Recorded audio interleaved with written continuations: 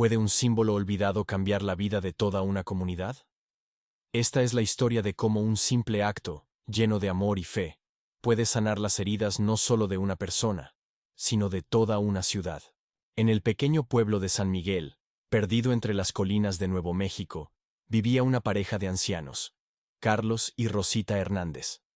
Ambos tenían más de 70 años y habían vivido juntos casi 50 años, mano a mano superando las alegrías y tristezas de la vida. Sus rostros arrugados, como mapas de los años vividos, guardaban las huellas de sonrisas y lágrimas, y sus ojos, a pesar de la edad, brillaban con la calidez y la sabiduría que solo vienen con los años. El pueblo de San Miguel era pequeño, solo unas pocas cientos de personas, la mayoría de las cuales tenían raíces mexicanas. Aquí todos se conocían. Los niños jugaban en las mismas calles que alguna vez jugaron sus padres y abuelos. En el centro del pueblo se alzaba la antigua iglesia de San Francisco, un edificio de piedra construido en el siglo XIX por los primeros colonos. Esta iglesia era el corazón de San Miguel, el lugar donde se celebraban todos los eventos importantes: bautismos, bodas, despedidas. Pero en los últimos años, la iglesia, al igual que el pueblo, había estado pasando por tiempos difíciles. La juventud se iba en busca de trabajo a las grandes ciudades. Los ancianos partían de este mundo, y aquellos que quedaban parecían perder la conexión entre sí. Una pared invisible parecía haber crecido entre los vecinos, que alguna vez fueron tan cercanos como hermanos. Y hace 2 años ocurrió una desgracia. Una fuerte tormenta azotó el pueblo y dañó gravemente la torre de la iglesia. La antigua campana, fundida en España y traída aquí por los primeros misioneros, guardó silencio. Cayó desde las alturas, milagrosamente sin matar a nadie, y ahora yacía en el patio de la iglesia, astillada y olvidada, como un símbolo del espíritu moribundo de la comunidad. Cada vez que pasaban junto a la iglesia, Carlos y Rosita se detenían y miraban la campana silenciosa. Para ellos, no era solo un trozo de metal. Esa campana sonó en el día de su boda, en los cumpleaños de sus hijos, e incluso en aquel día de luto cuando despidieron a su único hijo. Carlos y Rosita eran una leyenda viva de San Miguel. Su historia de amor comenzó en sus años escolares y ha continuado por más de medio siglo. En su juventud, Carlos trabajaba como mecánico de automóviles y era conocido en toda la vecindad por sus manos de oro. Podía arreglar cualquier motor. Rosita enseñaba en la escuela primaria, y a través de sus manos cariñosas pasaron varias generaciones de locales. Ella enseñaba no solo a leer y escribir, sino también a tener compasión, bondad y respeto por sus raíces. El destino no siempre fue amable con esta pareja. De 3 hijos, solo les quedaron 2 hijas, que se mudaron hace tiempo a grandes ciudades. Su único hijo, Manuel, murió hace 15 años mientras estaba en el servicio militar.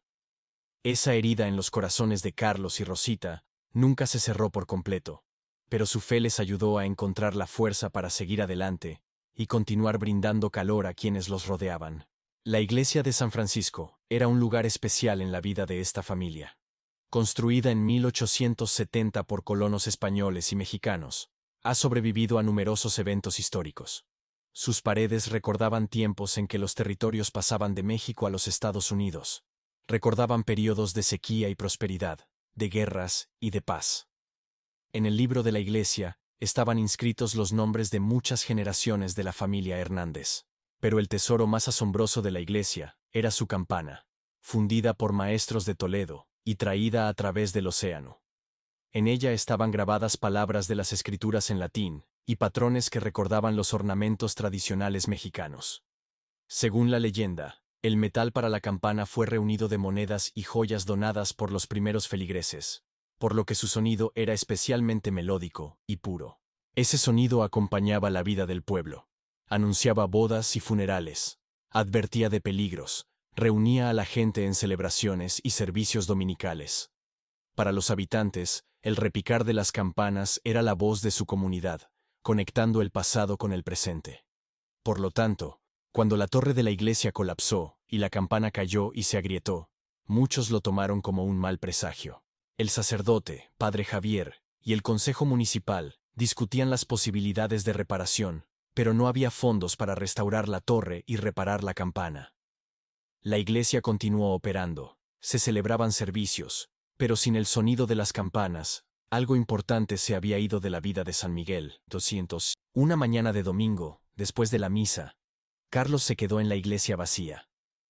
Se sentó en un banco, mirando los rayos de colores que entraban por las ventanas de vitrales, y pensaba en los años pasados, en su hijo, en cómo había cambiado su pueblo. En ese momento, en su corazón nació una idea que al principio le pareció loca. ¿Y si Rosita y yo intentamos restaurar la campana? Carlos no era ni herrero ni restaurador, pero a lo largo de su vida había creado y reparado cosas. Señor, ¿es esto una locura? ¿O eres tú quien me envía esta idea? Susurró, mirando el crucifijo sobre el altar. Y de repente, un rayo de sol, atravesando el vitral, iluminó exactamente el lugar donde colgaba una antigua fotografía de la campana, en el día de la dedicación de la iglesia. Al regresar a casa, Carlos no se atrevió a hablar de sus pensamientos con Rosita. Pero esa misma noche ocurrió algo sorprendente. Rosita se despertó al amanecer y despertó a su esposo. Carlos, tuve un sueño tan vívido, dijo emocionada. Vi nuestra campana, entera y brillante, y sonaba tan fuerte y alegre, y había personas alrededor, todos nuestros vecinos, e incluso aquellos que se habían ido hace tiempo, y todos sonreían y se tomaban de las manos. Y vi. La voz de Rosita tembló. Vi a nuestro Manuel. Estaba de pie junto a la campana y me asintió, como diciendo, «Hazlo, mamá».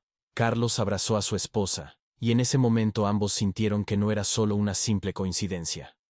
Creían que Dios les hablaba a través de tales signos, y decidieron aceptar este desafío, a pesar de su edad, y de la aparente imposibilidad de la tarea. Ese mismo día fueron a ver al padre Javier, y le contaron sobre su deseo de liderar el proyecto de restauración de la campana. El joven sacerdote se sintió conmovido por su entusiasmo, pero no ocultó sus dudas. Carlos, Rosita, su deseo es noble, pero es una tarea muy difícil. Se necesitarán recursos significativos, conocimientos especializados, mucho trabajo físico. Padre Javier, interrumpió suavemente Rosita. Cuando Carlos y yo nos casamos, no teníamos nada más que fe y amor. Y mire, construimos una casa, criamos a nuestros hijos, superamos la pérdida. Si Dios nos dio esta idea, entonces Él nos ayudará a encontrar la manera. El sacerdote miró a los ojos de estos ancianos y vio en ellos una fe y determinación tan firmes que no pudo negarles su apoyo. Bendijo su emprendimiento, aunque no tenía idea de cómo iban a enfrentar tal tarea. Lo primero que hicieron Carlos y Rosita fue ir al archivo municipal. Entre papeles amarillentos y antiguas fotografías, esperaban encontrar información sobre la campana. Sus dimensiones exactas, la composición del metal, el nombre del maestro. La archivera, la anciana Consuela Ramírez, se sorprendió por su interés, pero con gusto les ayudó.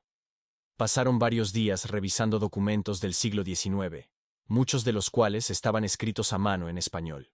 «Mira, Carlos», exclamó Rosita cuando encontró un viejo cuaderno con las anotaciones del primer sacerdote de esta iglesia.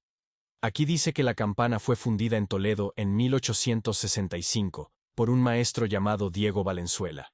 Y el metal no es solo bronce, sino una aleación especial con una adición de plata que donaron las familias de los colonos. Carlos tocó con cuidado la amarillenta página. Ahora entiendo por qué su sonido era tan especial. La plata le da suavidad al tono. Con esta información, se dirigieron a Miguel Ortiz, el herrero local, el único que aún trabajaba con metal en su comarca.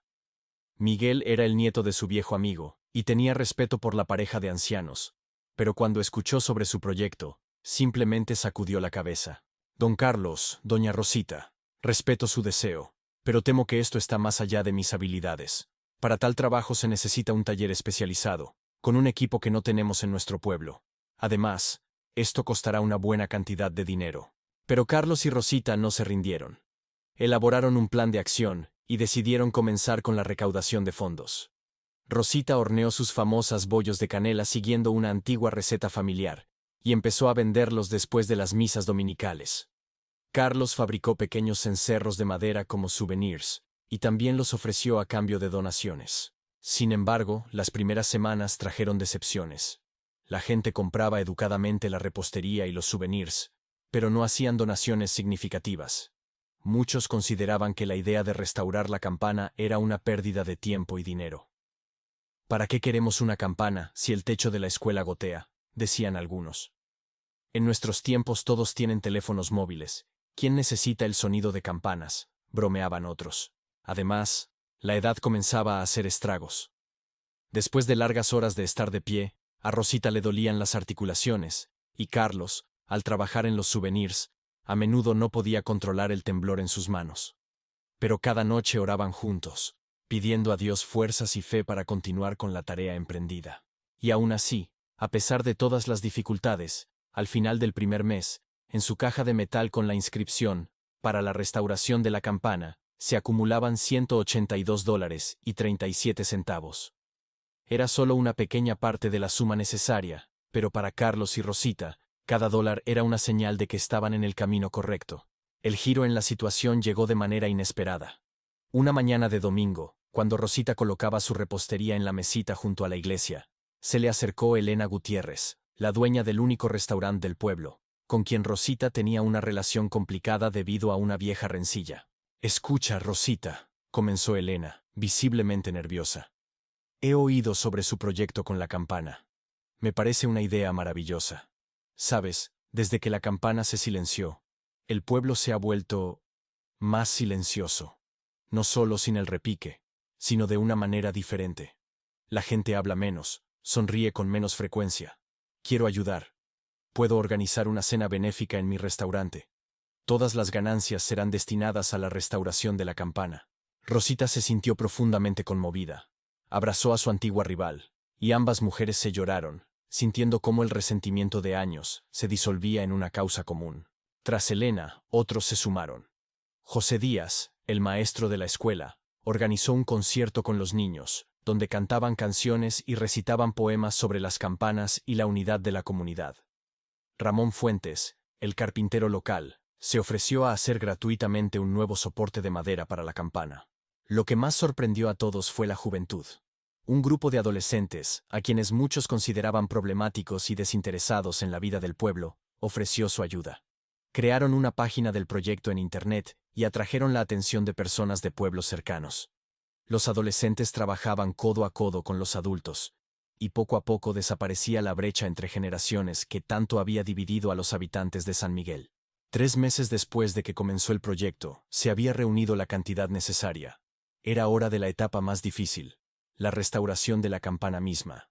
Siguiendo el consejo de Miguel Ortiz, se pusieron en contacto con un especialista de Santa Fe, el maestro Antonio Reyes, conocido por su habilidad para restaurar objetos metálicos antiguos. Cuando Antonio vio la campana, sus ojos brillaron con interés profesional. «Esto es un verdadero tesoro», dijo, pasando suavemente la mano por la superficie opaca. «Campanas como esta ya no se hacen. La grieta es seria, pero no catastrófica. Podré repararla de tal manera que no afecte el sonido. Pero para eso, la campana tendrá que ser llevada a mi taller». El desprendimiento de la campana, aunque temporal, fue emocionante para todo el pueblo. El día en que la cargaron en el camión, muchos habitantes se reunieron para despedirla, como a un viejo amigo que se va a recibir tratamiento. Carlos y Rosita viajaban a Santa Fe cada semana para observar el proceso de restauración. Pasaban horas en el taller de Antonio, observando su trabajo y compartiendo historias sobre el papel que la campana había jugado en la vida de su familia y de todo San Miguel. Mientras tanto, en el pueblo, la restauración de la torre de la iglesia avanzaba a toda máquina. Hombres de diferentes edades, desde adolescentes hasta ancianos, trabajaban juntos, reforzando las paredes, levantando nuevas vigas y preparando el lugar para el regreso de la campana. Las mujeres preparaban comida para los trabajadores, y esos almuerzos conjuntos se convirtieron en pequeñas celebraciones, donde resonaban risas, canciones e historias. Cuando llegó el día del regreso de la campana, todo el pueblo se adornó con banderas y flores. Su instalación en el lugar original se convirtió en la culminación de todo el proyecto. Llegó el día del primer toque de la campana restaurada. Era el primer domingo de junio, un día claro y cálido. La gente comenzó a reunirse frente a la iglesia mucho antes del inicio del servicio. Incluso vinieron aquellos que no habían cruzado el umbral de la iglesia en años. Muchos trajeron fotografías familiares que capturaban la antigua campana en diferentes momentos de la historia del pueblo. El padre Javier realizó un servicio especial dedicado al renacimiento de la campana. En su sermón, habló sobre la fuerza de la unidad y cómo un simple proyecto pudo unir a personas de diferentes generaciones, creencias y personalidades. Esta campana, dijo el sacerdote, es más que un pedazo de metal. Es la voz de nuestra comunidad, de nuestros antepasados, de nuestras esperanzas. Y hoy, gracias a la fe y al trabajo de Carlos y Rosita Hernández, esa voz volverá a sonar. Carlos y Rosita se sentaron en la primera fila, tomados de la mano, con los ojos brillando de lágrimas. Para ellos, este momento era un viaje no solo a través de las dificultades del proyecto, sino también a través de su propia vida, llena de alegrías y pérdidas. Después del servicio, todos salieron a la plaza de la iglesia. Se pidió a Carlos y Rosita que tiraran primero de la nueva cuerda atada a la campana. La tomaron juntos, como habían hecho en todo en su vida, y con una oración en el corazón tiraron. El primer toque de la campana sonó vacilante, como probando su voz después de un largo silencio. Pero el segundo, el tercero, el cuarto, cada sonido posterior se volvía más fuerte y más claro, llenando el aire con un tintineo melódico que resonaba por todo el pueblo. La gente se quedó en silencio, muchos con lágrimas en los ojos. En ese momento, cada uno sintió una conexión especial entre sí y con este lugar que era su hogar. Algunos, más tarde, dijeron que escucharon en el repique de la campana las voces de sus antepasados y sintieron su presencia cerca. Después de aquel día memorable, la vida en San Miguel comenzó a cambiar. La campana sonaba cada domingo, convocando a la gente al servicio, pero también marcaba el mediodía de cada día, recordando a todos la importancia del tiempo pasado juntos. Gradualmente se formaron nuevas tradiciones en torno a ella. Los escolares locales comenzaron a venir a la iglesia los viernes después de clases, para alternar en el toque de la campana, marcando el final de la semana escolar. Los recién casados pedían un toque especial el día de su boda. Y en días festivos especiales, todo el pueblo se reunía para escuchar juntos la melodía de las campanas. Carlos y Rosita se convirtieron en los honorables guardianes de la campana. Cada mañana acudían a la iglesia para asegurarse de que todo estaba en orden, y a menudo se sentaban en el banco frente a la torre, observando cómo el sol jugaba en la superficie pulida del metal. «Sabes, Carlos», dijo una vez Rosita, «me parece que nuestro Manuel estaría feliz de ver lo que hemos hecho. Esta campana ahora suena también para él». Carlos asintió, apretando la mano de su esposa. «A menudo pienso en él cuando escucho el repique. Es como si hablara con nosotros». Ambos comprendían que su propio tiempo en la tierra era limitado. Pero ahora eso no les asustaba. Dejaban atrás no solo a sus hijos y nietos, sino también esta campana. Un símbolo de que incluso lo más roto puede ser restaurado si se hace con fe y amor. El pueblo de San Miguel también cobró vida. Muchas familias que una vez se habían marchado comenzaron a regresar los fines de semana o en vacaciones. Algunos incluso se mudaron de nuevo para siempre, atraídos por la calidez de la comunidad restaurada. La historia de Carlos y Rosita y su campana se extendió mucho más allá del pueblo.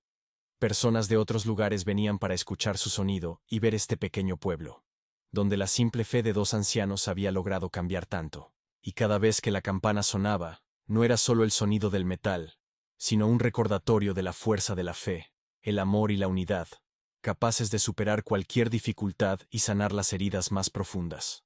Gracias por ver esta historia sobre Carlos y Rosita, y su increíble camino hacia la renovación no solo de la campana, sino de toda una comunidad.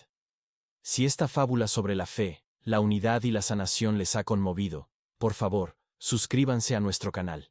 Su suscripción nos ayudará a seguir compartiendo historias inspiradoras como esta, que nos recuerdan la fuerza de los actos simples realizados con amor.